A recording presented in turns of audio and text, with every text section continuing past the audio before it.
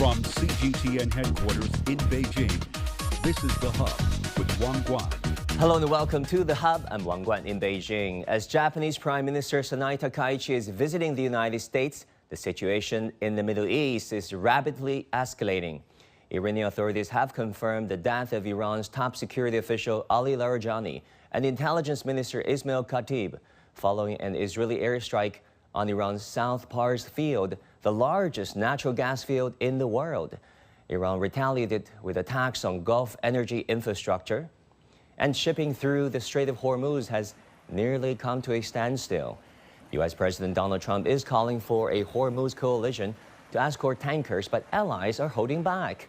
And in the U.S., Joe Kahn, the head of the U.S. National Counterterrorism Center, has resigned over Iran conflict.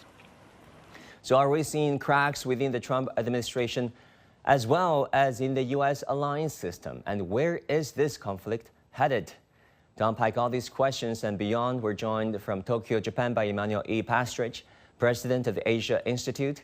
Also in Tokyo, we have Benoit Hardy-Chiron, senior lecturer in the Department of Political Science and International Affairs at Temple University. In Chiang Rai, Thailand, we have James Dorsey, adjunct senior fellow at Singapore's Darussalam School of International Studies. And here with us in our Beijing studios, Einar Tangen, senior fellow at the Center for International Governance Innovation and chairman of Asia Narrative Substack. Welcome, gentlemen. Welcome to this program. Great to have all of you back again. Now, James, if I could go to you first. Iran has closed the Strait of Hormuz for, nearly 2 weeks. That is a checkpoint for roughly 20% of global oil. On March the 18th, the United States carried out strikes using multiple 5,000-pound deep penetrator munitions on Iran, targeting hardened Iranian missile sites along its coastline. Are we at the brink of a wider regional conflict? How far do you think the United States is currently prepared to go? We're definitely on the cusp of an escalation of the war for several reasons. One of those reasons is the Strait of Hormuz. Trump doesn't have an exit strategy, and he has at this point no good options if he wants to be able to declare victory and at some point end at least U.S. participation in the war. To do so, he needs to ensure that there is free passage through the Strait of Hormuz.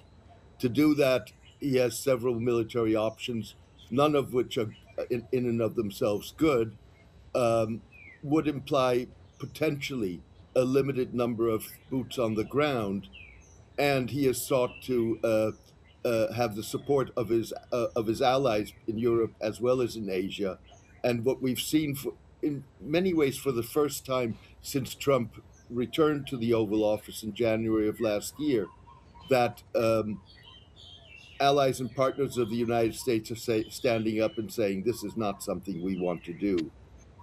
If you look at the last 14 months as a final remark on this, Trump has successfully changed international relations. He has made himself the focal point, and countries have sought to either avoid getting on his bad side or earn brownie points by getting on his good side. This is the first time that is not the calculation. Yeah, beyond military risks, there are a whole host of spillovers. Einar, what do you think are the most dangerous spillover effects on alliances, on the energy markets, which have been super volatile, and of course on regional stability? Okay, I think you have to step back and understand that the U.S., as pointed out by my colleague, is trying to get out. They can't get out because Iran is dedicated to punishing the U.S. for killing the equivalent of their Pope and their president and all of these other cabinet members, leaders. Yeah. And they're going to do that with economics, and that means they're going to continue to put pressure on not only the United States, but the entire world through closing the Straits of Hormuz. This is larger than most people understand, in the sense that next time that Iran sits down with the United States, they wanted to see a much diminished U.S., a U.S. that is not able to pay its debts, that will have to come to the table and give significant concessions and guarantees. At the same time, you have Israel, which is desperate to keep the United States in. They do not have the wherewithal to continue this war. It's 1,000 miles between the countries. They have 7.5 million Jews there, and there are 92 million Persians. So this is a very difficult situation for them. Everybody else is suffering. Today, you just had the Saudi Arabians literally get rid of all of the representatives from Iran, asking them to leave because of attacks on one of their key oil installations, processing installations. So this continues to get worse. And Iran has had 20 years to prepare for an asymmetrical war, and they are now implementing that, and it's being extremely effective, much more than they thought. Pentagon is going to ask for $200 billion to push this war at a time when people's gas prices are so high that they don't even know if they can afford to go to work. Yeah, I mean, this may well go down in history as one of the most successful Israeli lobby efforts in the United States ever. Who knows? Now, Benoit, if I can go to you, there are rifts not only within the Trump administration. We'll talk about the resignation of his top counterterrorism official, but the transatlantic solidarity, if you look at it, key U.S. allies are distancing themselves. German Chancellor Merz said, and I quote, "This war is not a NATO matter." British Prime Minister Starmer said, and I quote, "The UK will not be drawn into a wider Middle East war." And of course, Spain has been against this since day one, calling these actions illegal. Very strong remarks coming out of Madrid. Trump responded by saying that the U.S. does not need NATO, accusing some Western allies of quote-unquote ingratitude. Where do you see the transatlantic alliances going at this point? Right, this is a great question, because I think what we have seen over the last few days in Trump's requests to America's traditional allies are responses ranging from very lukewarm to responses that were very strong, including the one that you just quoted from Spain. Originally, if I can talk about Canada, for example, there seemed to be some opening towards some kind of support for the United States, but even the Canadian Prime Minister quickly turned around, and there doesn't seem to be much of a chance of Canada offering much help. I would say the only country that has been more, I would say, non-committal at this point has been Japan, which we can talk about later. But in the case of the transatlantic alliance, we have seen a very negative response. And I would say that this is largely a result of Trump doing everything to alienate America's traditional allies from NATO. As we know, over the last year, since he came back to the office, he has been quite confrontational, at times antagonistic towards NATO members. So he has not exactly built a wealth of political goodwill from traditional allies, and I think that plays a large part in the response.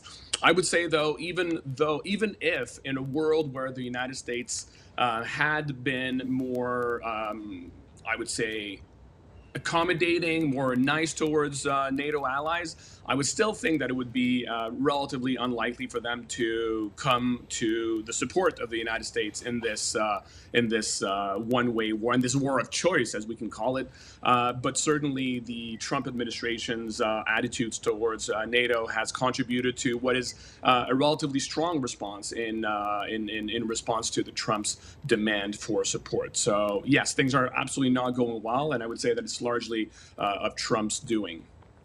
Yeah, especially if you look at the anti-war resentment from the European grassroots. That is remarkable. Now, Emmanuel, the International Maritime Organization, or IMO, has held emergency council meetings on shipping security in the Gulf region from March 18th to the 19th. And according to IMO, roughly 3,200 vessels carrying 20,000 seafarers are currently confined west of the Strait of Hormuz due to the conflict.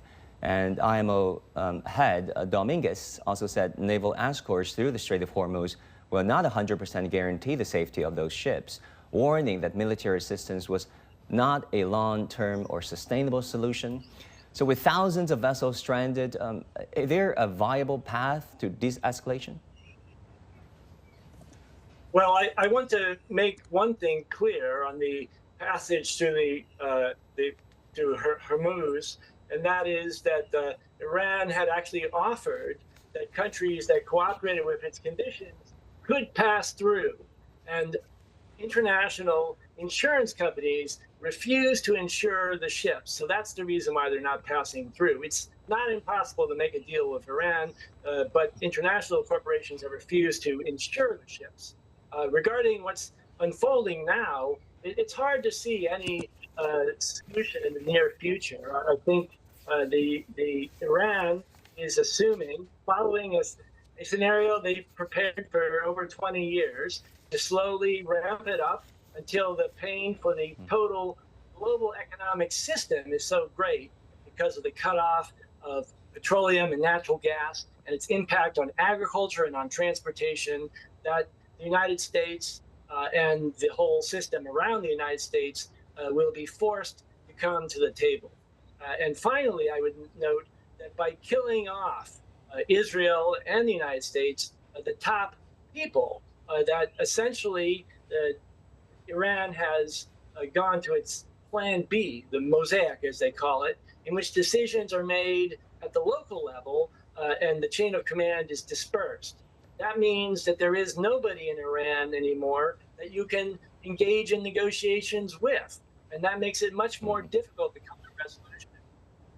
I mean, people have been speaking up and standing up within the Trump administration. On March 18th, U.S. counterterrorism chief Joseph Kent posted this, and if I can show you quickly, and he said his resignation letter has been submitted, stating that the war on Iran was not due to an imminent threat to the United States, but rather under pressure from Israel and its powerful lobby.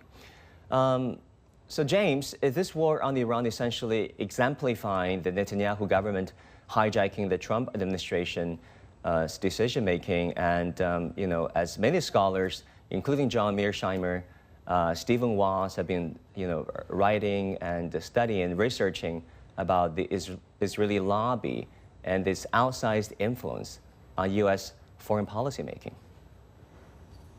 I think there's no doubt that the Israelis exploited a sentiment that is widespread in the United States.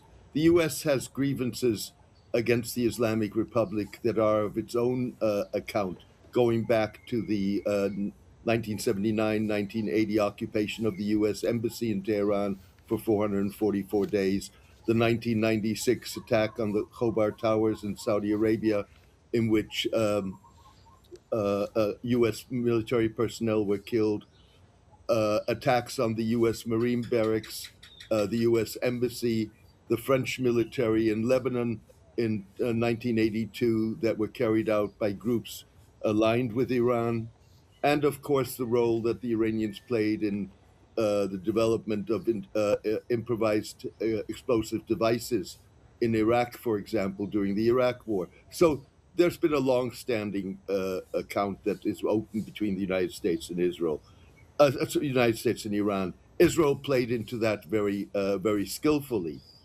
without question. But I think it's an oversimplification to simply say Israel, Netanyahu is the one who engineered this, and Trump fell into a trap. There were many in the United States who wanted to see a fall of the Islamic Republic independent of Israel. We've seen support in the past for ethnic insurgencies, the Kurds, the Baloch. So I think it's a much more complex picture, which is not to say that Israel did not play an important role. Now, we've also need to take a broader look. The blockade of the Strait of Hormuz also may potentially deal a heavy blow to many Asian economies, including those heavily exposed to the oil and natural gas shipment through the Strait of Hormuz, such as Japan. Now, let's first take a short break, and we'll be right back.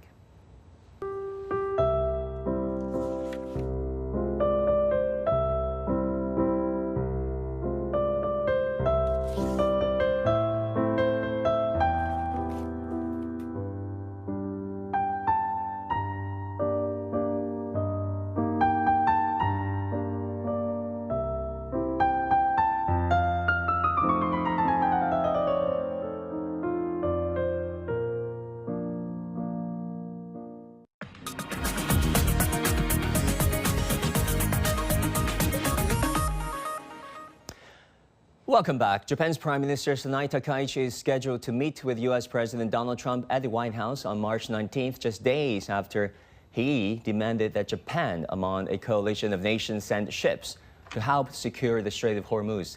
Both leaders have built a close relations over the past few months, but it now seems that Japan, like other U.S. allies, is starting to think twice, and that the prospect of a coalition is fraying around the edges. So what are Takaichi's priorities, and how will she balance competing pressures? So let me ask you, Einar, let's look at the numbers first, because numbers do speak louder. Approximately 90% of Japan's imported crude oil comes from the Middle East, much of it straight via the Strait of Hormuz. How much leverage, or vulnerability rather, does this create in talks with Washington? Well, it's really an issue for her. She's just come in. She talked about her economic plan, and unfortunately, this does not fit into it. She wanted some inflation. She did not want rampant inflation. This will really, really hit Japan extremely hard. So she's going to balance her desire. Remember, her ultimate desire is to, quote, normalize Japan. And that means having a much more aggressive ability to have their own military. But if her first foray in this area is a bunch of Japanese ships being shot down as they escort, sunk as they escort ships through the Hormuz Strait, that will end her career.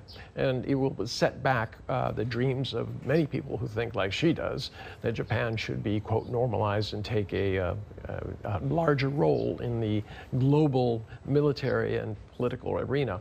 In terms of Donald Trump, he's just trying to find anybody who will back it up. But Japan by itself does not allow the U.S. to leave.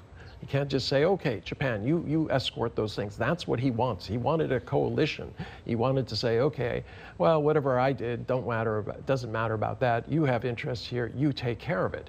Now, they have interests, but this is purely between the U.S. And Iran. And right now, Iran is signaling that they're willing to make deals with countries who abandon the U.S. dollar, and they'll allow those ships through. That could create an even larger division. I mean, let's not forget, Persians are great negotiators. That is according to Donald Trump himself in his book. Now, let me go to our two guests in Tokyo, Japan.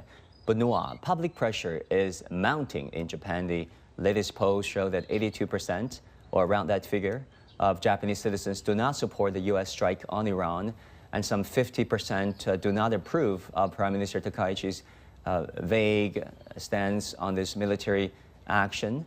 How much does domestic pressure constrain Takaichi's room for maneuver?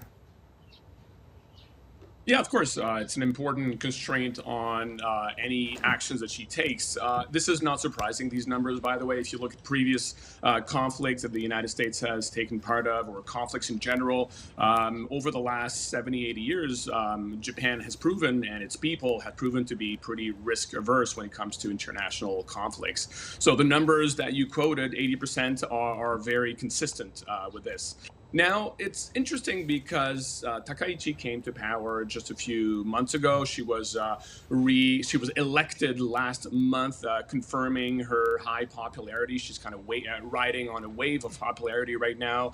There's a form of, she's still in the kind of honeymoon phase, but right now, this situation puts her in a very difficult situation because if she decides to go along and compromise and provide some kind of support for Trump, that is undoubtedly going to affect her popularity. It's going to affect the standing of the Liberal Democratic Party. At the same time, she might calculate that she's got so much support right now, generally speaking, since the election solidified the grip of her party on the Japanese parliament, that she can perhaps afford politically to offer some kind of support for Japan's only ally, the only ally that is basically undergirding the whole security of the country. But no, when you say some kind of support, what exactly do you mean? Logistic support, like it provided the U.S. with in previous wars, or intelligence support? What kind of support are you talking about? Very good question. Yeah, so in the past, Japan has been very hesitant to participate in American operations. I'll give you one example. In 1990, during the first Gulf War by George H. Bush against Iraq, Japan participated in a very minor way, mostly financially, but also sent some minesweepers in the Strait of Hormuz after the war. Now, this is what is apparently being considered right now, the possibility of sending Japanese minesweepers, because we're obviously not talking about the use of any kind of combat operations by Japan. Their constitutions would forbid that anyway. So this is what Trump is seemingly has asked Takaichi. This is what her government is considering, the sending of a minesweeper. But even this would be very controversial in Japan and would probably lead to quite a backlash for her government. Yeah, I want to ask a similar question to Emmanuel. I mean, the Japanese government made it clear that it will not dispatch the so-called self-defense force for escort missions, but some reports indicate that Tokyo is discussing the possibility of sending the self-defense force to the Middle East for quote-unquote intelligence gathering purposes. What do you think can potentially be discussed during the summit between Takaichi and President Trump in the White House, and therefore the role of Japan's self-defense forces? Right. Well, I would hesitate to make a prediction as to what the results of this extremely high-pressure meeting will be. I would say that within the government, within the Japanese government, there's considerable worry about Takaichi herself. In her previous meeting with Donald Trump, she got into Marine One, the presidential helicopter, in complete abandonment of protocol as her position as prime minister. And most people saw her as being essentially pulled along by Donald Trump without her own will, representing the Japanese people. So there's profound worry within the establishment, within the government, within politics, that she could be pressured in a way that would be inappropriate and would sort of overwhelm the interests of the Japanese people. And there is deep concern about the relationship with the United States across Japanese society. The only problem is what would you do? How would you approach this? And that can't be separated from the conflict within the United States, that the Japanese are getting mixed messages from Washington, D.C. about where the United States is heading. Right. James, now, facing domestic opposition over Iran and pressure from Washington, do you think Takaichi can maintain alliance stability without undermining Japan's economic security? This is a visit that comes at the worst possible moment for Takaichi, even though it presumably was arranged prior to the outbreak of the Iran war. But it's also a visit that in many ways is going to set a tone. In other words, if Takaichi stands up to Trump on the demand for support in the Strait of Hormuz, then that will embolden other countries that so far have either been reluctant or resistant to the Trump request to follow suit.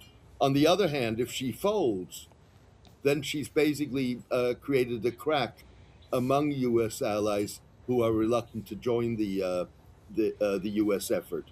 So this is really a make-or-break meeting in some ways.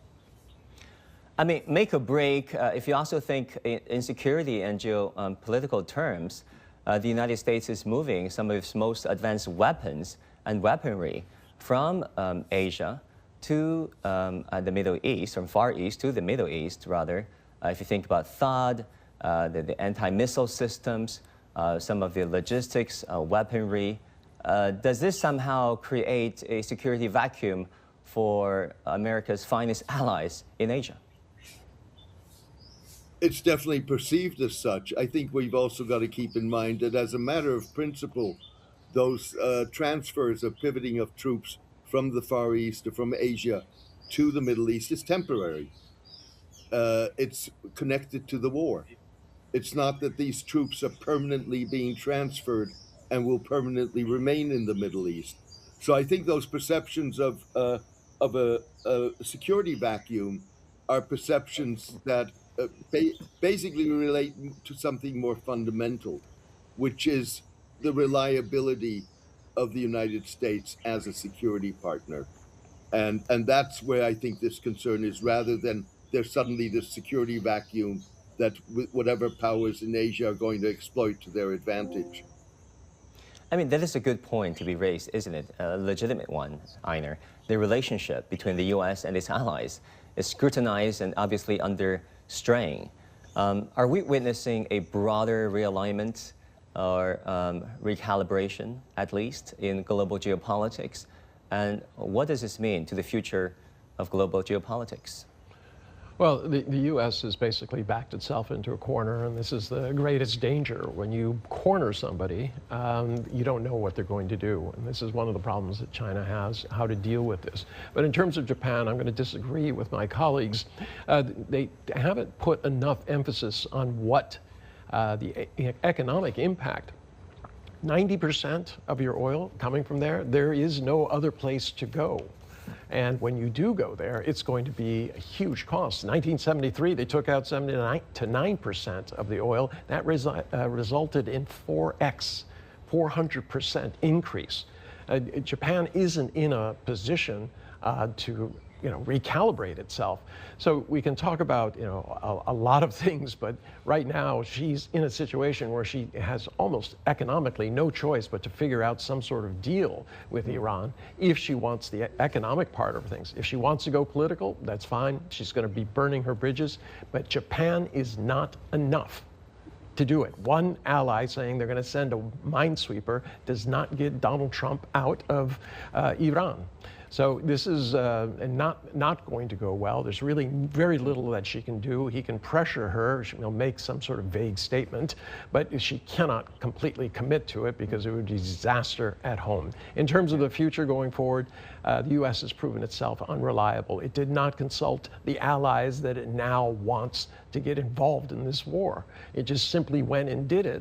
And, they're saying, well, if you want to go out on your own, then you're on your own. Yeah. I mean, Emmanuel, you're nodding your head. Oh, well, I wanted to just say that there are a couple of points that have been left out of this discussion. The first is that Japan's dependency on petroleum is not necessary. There are ways to move beyond petroleum, and they should have been taken years ago. And moreover, this war is primarily about climate change and the dependency on petroleum. The main step in the next stage of this war will be attacks on desalination plants in Iran, in Israel, and Saudi Arabia. And that's because water is disappearing from the Middle East, and that's going to be the center of the crisis. So if you're not talking about climate change, then you're not understanding what this war is about. All right, I want to thank all of our panelists for this discussion. Benoit and Emmanuel in Tokyo, Japan, James in Thailand, and Einar in Beijing. Let's pray for an early end to all the sufferings, unbearable sufferings, let's add, to these wars in the Middle East and beyond. And that will do it for this edition of The Hub. Thank you so much for watching. Our programs continue on CGTN. Stay tuned and see you next time.